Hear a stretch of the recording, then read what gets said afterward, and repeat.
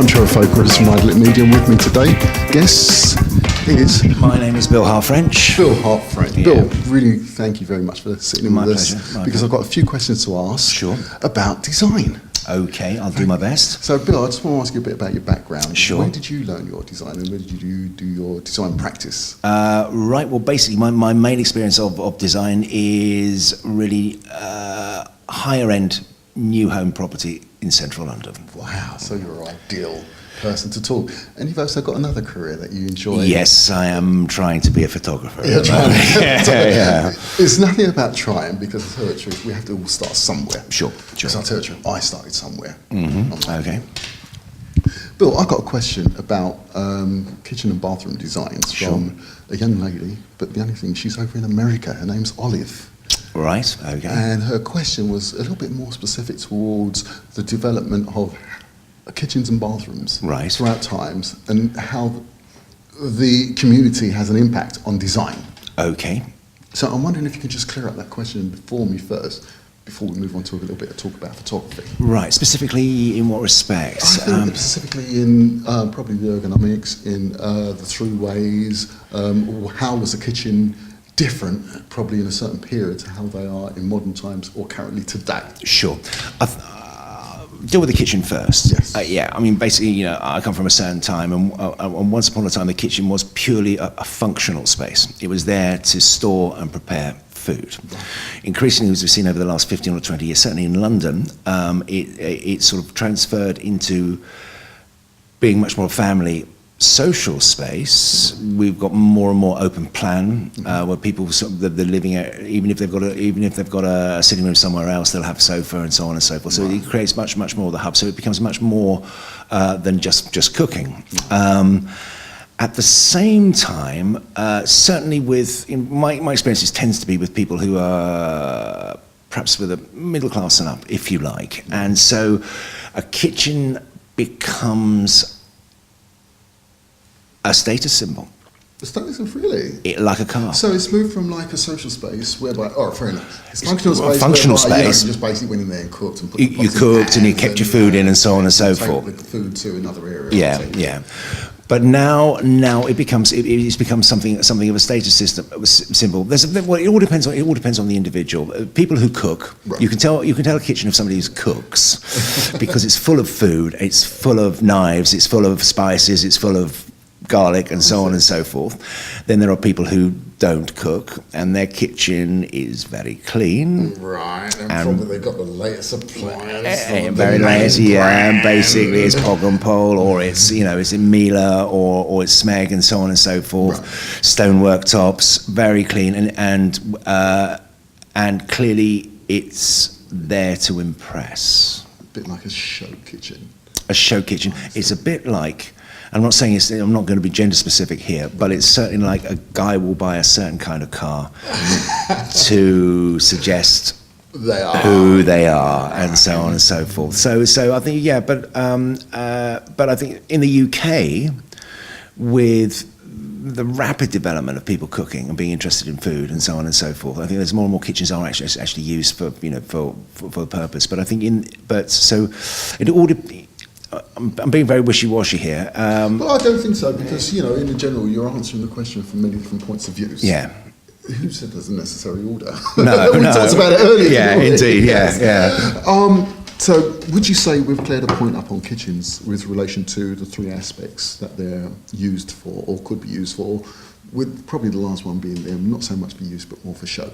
Yeah, and a show stroke entertainment space, blah blah. That kind of thing. Yeah. I got you. So what the last one, the show one would be, you just invite a load of people around for a soiree. Yeah, and then microwave the M&S stuff in the or get somebody in to do it. Yeah,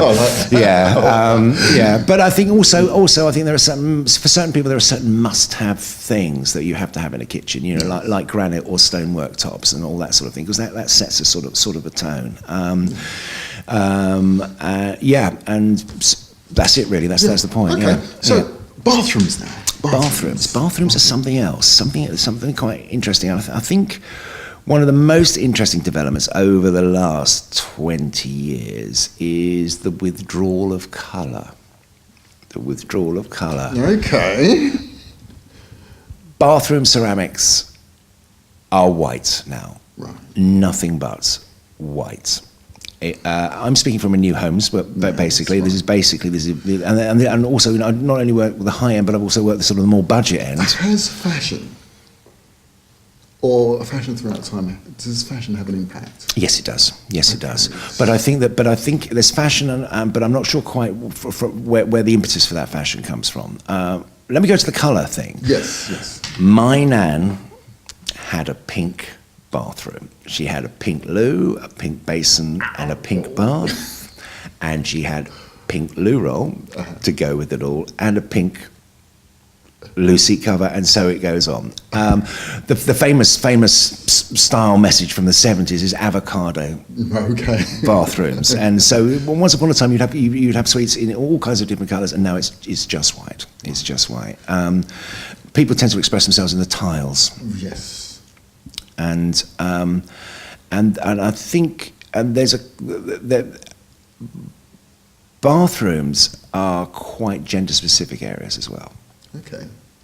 And this is a massive generalisation. I'll probably get shot down for this. Guys shower, girls bathe. Okay. End of. Okay. It's not exactly that, but I'm talking about specifically about the UK, and this is going to sound terrible. A guy goes in. There are certain percentages, I take it, give or take that. I would say there's a significant amount of people, or guys, I would say, actually prefer a shower. They do. Ladies prefer a bath. Yeah, and also this is just constant conversations because I sell to a lot of people. I've sold to a lot of people for a long time. That sort of gender divide has sort of established itself. This is I have no data for this, but it's very interesting. There's one particular developer, Berkeley Homes, have recognised this. Okay. Traditionally, new homes in London. A two-bedroom apartment will have two bathrooms. It'll have one ensuite and one main bathroom or family bathroom, if you like. And traditionally, the main bathroom, which is accessible by the entire property, has the bath in it. There's a bathroom. The ensuite has the shower. Okay. Mainly because of space. However, Berkeley has done a lot of research and came to the conclusion that if we talk about ownership of different rooms in the house, we all know the man owns the shed and the garage and so on and so forth. But, you know, this is all to do with flogging flats. The lady owns the bedroom. Okay. Question I'm going to ask you now is, if there was a preference from an individual with regards to the choice of how the design of the bathroom is, with the consideration of a person who is producing bathrooms and kitchens on a mass productive scale, what would be more the distinction of how a bathroom would be created on a mass production scale? On a mass production scale, right, let me just sort of, again, I'm talking from new homes again. There is a mass production way of doing bathrooms. There are a couple of firms in Ireland who produce pods. Okay. It's the entire bathroom in a pod. So what you'll have is an empty space. You'll have a space no door, which is no nothing, just a sort of like a box with a lid, and you'll just slide the pod in. Yeah, but the pod already contains all the ceramic ware. It's all ready to go to be hooked up to the water and the electricity and so on and so forth. It's ready tiled and what have you. That was used about 5 or 6 years ago. They were using this quite a lot in central London prime things. And basically, a truck would arrive from Ireland, and they'd crane them in. Nice. It's not just Ireland. There are other people. So that really was mass production because these bathrooms were produced in a factory. Filling a bathroom out involves about 4 or 5 different trades. It's a small space. It's quite complex, and there's quite a lot of expense in the scheduling of getting the right trades in at the right time, and so on and so forth. So to produce a bathroom where on a production line, if you like building a car, is really, really cost effective. Okay. They have proved less popular because I think these particular companies were less able to react quickly to changes in style and vogue. Okay. You know. The question I've got to ask you, because I know I started initially talking about how community would impact on the design of a bathroom and kitchen. I want to now take them away from the community and start looking at what we call the higher-end establishments, the hotels. Yeah. The, let's say, the stately homes and things like that. Yeah. Primarily hotels. Sure. What is their impact on, I would say, a mass-produced home? In regards of a hotel's design, will a person who's producing homes on a mass scale, Yeah. will they sort of like pastiche, copy, sort of like loan ideas over and I don't know. incorporate them? I don't know. I mean, the thing is, all hotels look the same, basically. Okay. Well, they work on the same principles. You go in the front door, you've got the bathroom on one side, you've got the wardrobe on the other side, you're on a little corridor, you go in and you go into the bedroom. That kind of is, and we're talking, clearly if you go to some chateau, it's going to be somewhat different to that, but we're talking about sort of efficient design and what have you. What impact does that have on people? Very little, I'd say. Yeah. Yes, there are certain facilities that you would find in the bathroom. Yeah. And based on how a hotel is, Yeah. there are certain facilities, and if you go to, let's say, a chateau, Yeah. they may have different facilities. Yeah. Obviously, the washing basins and the waste basins, Yeah. there'll be more consideration. Yeah, of course, yeah, and also the style and what have you. But I think as far as kit is concerned, about actually what bits and bobs you've got in the bathroom to do what you need to do, I think certainly UK and London bathrooms are fairly straightforward. Okay. There's a bath, a basin, and a loo. There may be additionally a shower. Inevitably, there's going to be a bath with a shower over. A bidet? No, not now. Not now. No, this is a lot to do with cost. Okay. It's another bit of kit. It's another connection to make, and so on and so forth. But I would suggest that we've always had a comical relationship with the bidet. It's a very good functional thing because it keeps you clean, Yes. and so on and so forth. But no, not even, maybe in the highest end new property in London, you'll see a bidet. No. Generally, we're talking middle market, you won't. However, what is quite interesting is I've sold to a lot of Italian people, and they've inquired about the connections so that they can bring the Italian solution post-completion once they've moved in, which is, and I didn't know about this, but I thought it was a really good idea, is kind of like a shower head adjacent to the lavatory pan. So there's no bidet, Yeah. but you do wash your bits and bobs using a shower head over the loo. Okay. And this is quite common in Italy, yes. Okay. But in the UK, we don't do that, no. Yeah. Okay. Bill, thank you for that. My pleasure. Before we finish up, I'd Yeah. really like to talk to you a little bit about your photography. I'd love to talk about my photography. We've only got a short amount of time, but we're going to try yeah. and, I mean, you've been, from an amateur point of view, you've been shooting for a while now. Well, kind of, yeah. I mean, I shot a lot back in the 80s and 90s because I didn't used to be in property. I used to be an actor, but then I was an actor and a photographer. And so I used to combine acting and taking actors' headshots and also doing some art stuff as well. And then life moved on, and this is back in the day of film. And it was only relatively recently, within the last 12 months, that I bought a DSLR and sort of rediscovered photography. Similar like rediscovering an old passion. Yeah. I was going to say rediscovering an old girlfriend, but better looking. No, terrible. I didn't say that. No, I didn't mean that at all. It's actually quite interesting because, having had the skills, 25 years ago or whatever, and transferring those skills to the same medium, but so different, because they're. I'm going to cut you there. Yeah. The reason why I'm really trying to drill down into what type of photography. What you're type of interested photography in. I do? Okay, I take actors' headshots, and that's the business that I'm going to go into. That's the bread on the table, and so on and so forth. Which sounds interesting, and working with actors and what have you is great, but it is quite constrained. It's not that creative. Effectively, these are actors using their headshots for to get work. Well, I'm going to tell the truth, Bill. I kind of like disagree with you a little bit there. Let me explain the reason why. Yeah. A portraiture, for me personally, it's a bit like a landscape. Yeah. And there is no two landscape in this world which are the same. Sure, but would you say a passport photo was a portrait? Yes. Would you say his intention was a portrait? If we say that a portrait is a rendition of somebody's face, there is one where a passport photo is actually looking for more a conformity, so that a person is recognised. Yeah. And then there's the other one whereby you've got the individual who has got a chance to give self-expression without any obstacles. Yeah. But ultimately, I mean, I think you must agree that a passport photograph, its function is for a guy to look at you, look at your picture, and say, yes, that is you. He's not necessarily looking for some of the inner you before he stamps your passport. There you go.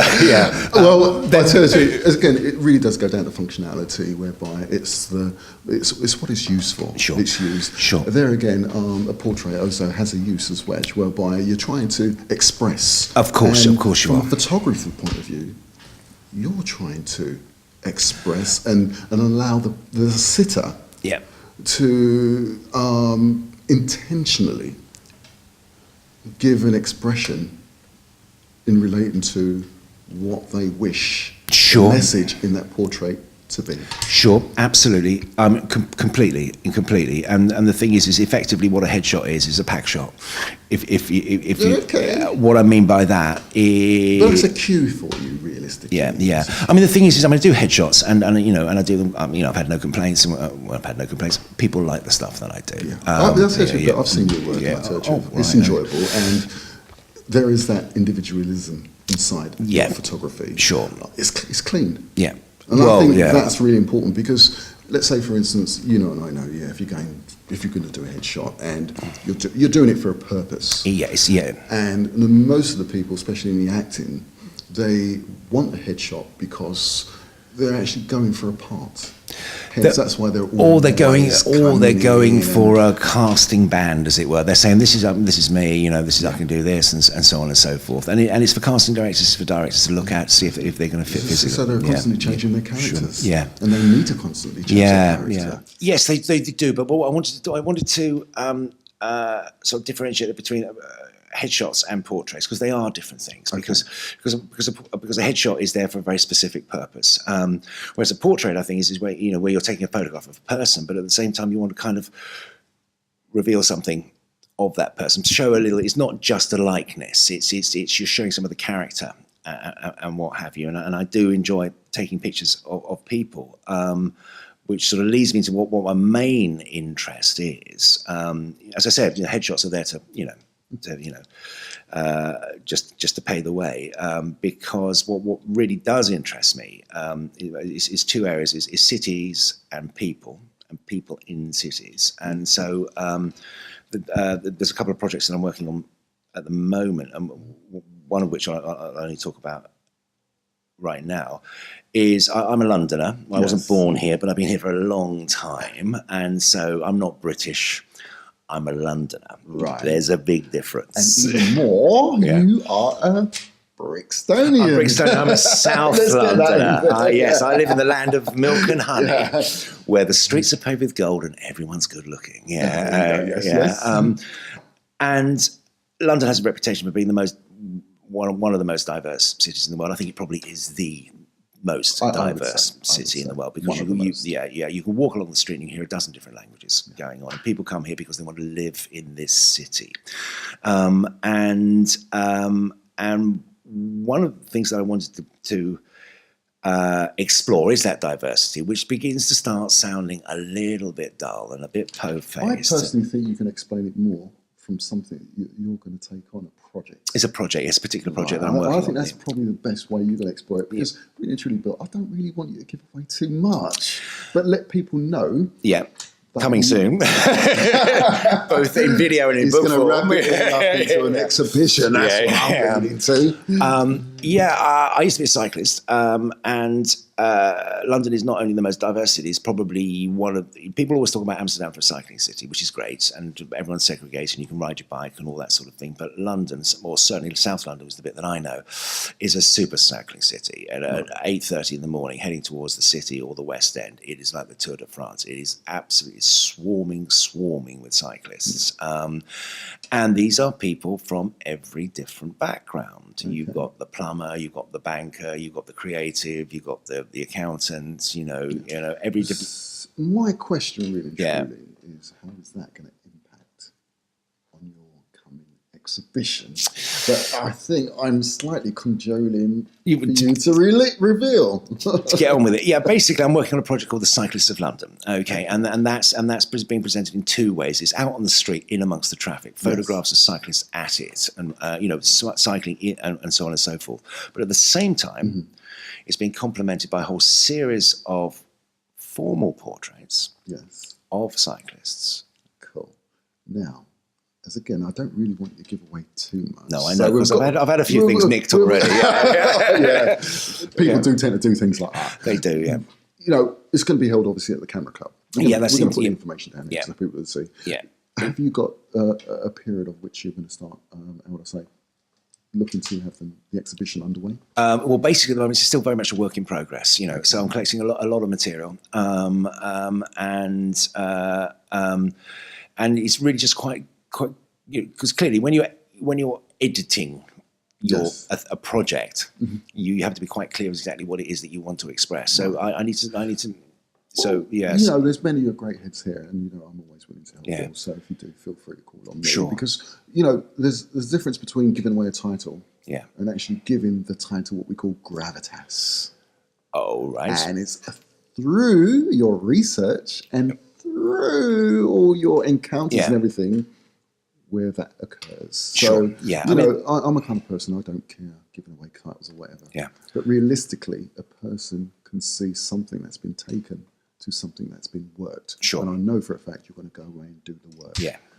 I mean, the thing is, it's a literary project as well because it's going to be words. Fantastic. Yeah, probably available in a book form. This is where it's going to get more unique, Bill. And Well, it's the more thing is, specific to you. because basically, I'm interested in the likenesses of people, but also want to look at the backgrounds of people. And the Cyclist London is a vehicle to examine a number of different individuals who live, work, play in this Well, I city. think just as you gave a gist there, I can see a book. Yeah. Yeah. Bill, we're going to have to wrap up soon. I'm sorry to say, it's been great talking to you. Right. But when and if you produce that book, could you come back and talk to us again? I would love to. I would love to.